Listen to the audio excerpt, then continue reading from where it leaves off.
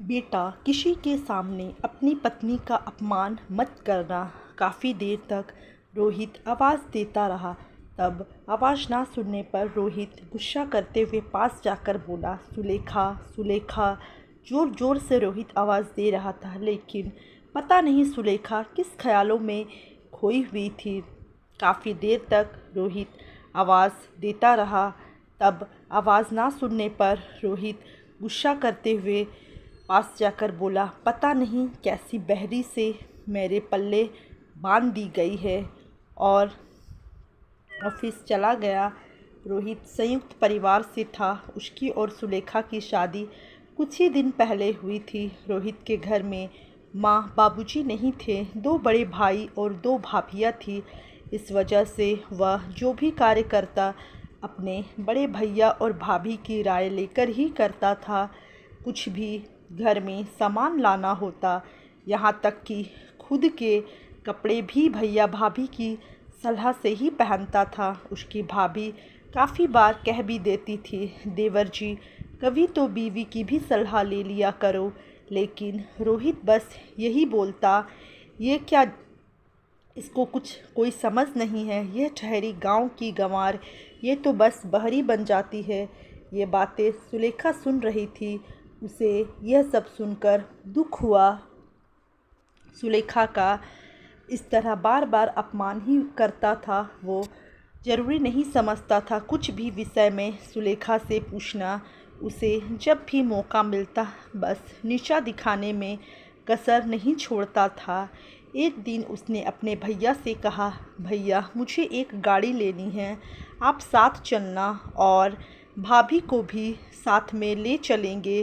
भैया बोले, हम जाकर क्या करेंगे, तू ऐसा कर सुलेखा को साथ ले जाना।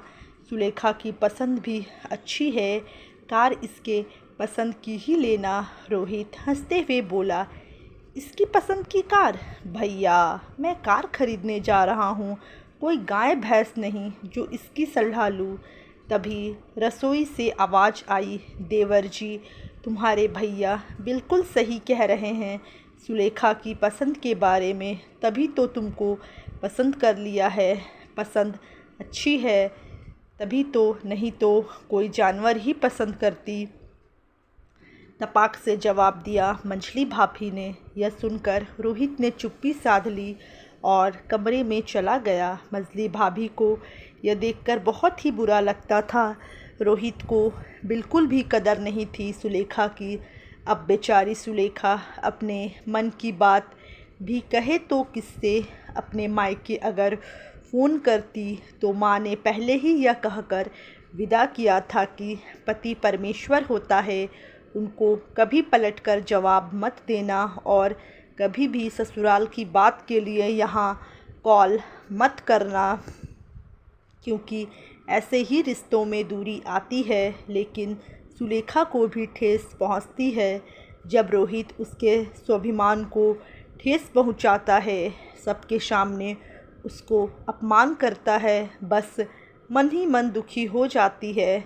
बस मंझली भाभी ही समझ सकती थी उसकी व्यथा को, लेकिन मंझली भाभी ज़्यादा बोल नहीं सकती थी क्योंकि उनके पति घर पर ही रहते थे, कोई काम धंधा नहीं करते थे।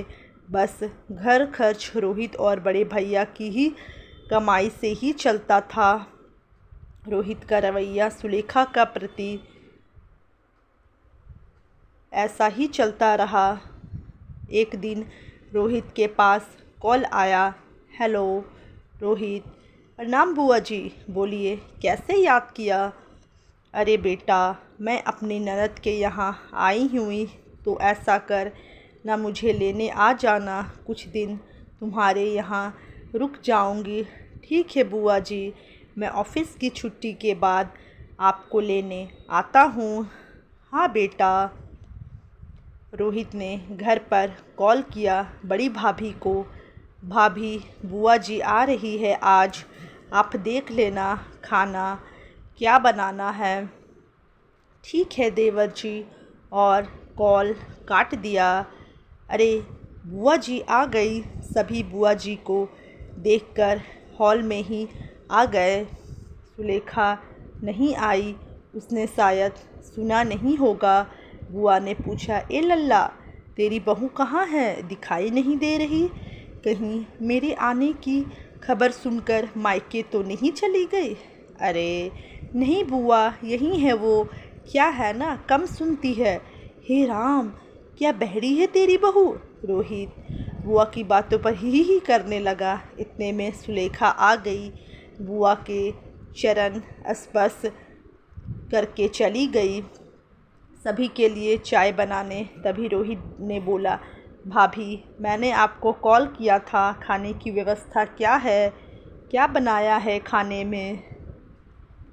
सुलेखा सुन रही थी सब कुछ। वह झट से किचन से बाहर आई और बोली कि खाना तो मैंने तैयार कर दिया है और चाय भी तैयार है। तभी रोहित बोला, ये क्या बदतमीजी है बड़ों के बीच में आकर खुद की तारीफ़ करने की? किसी ने पूछा है तुमसे क्या खाने की?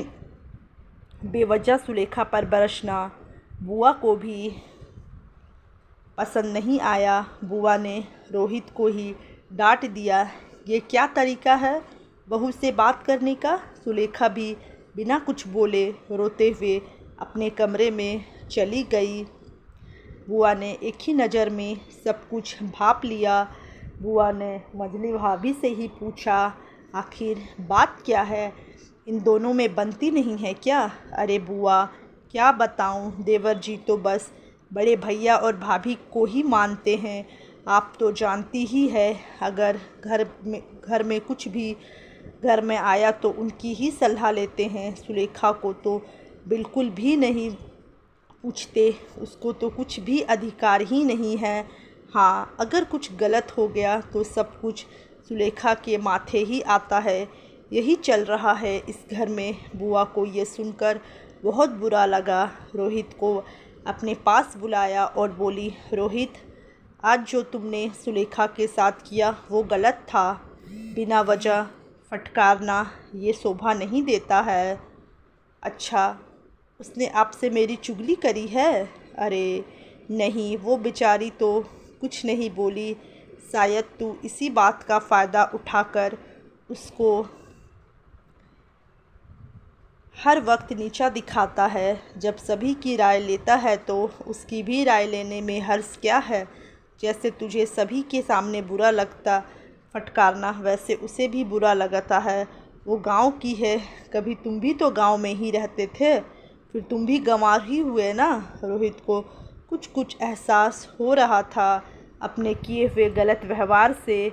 उसने बुआ से कहा, बुआ, मुझसे गलती हो गई बहुत बड़ी, मुझे माफ़ कर दो। अब कभी भी उसको नहीं फटकारूँगा।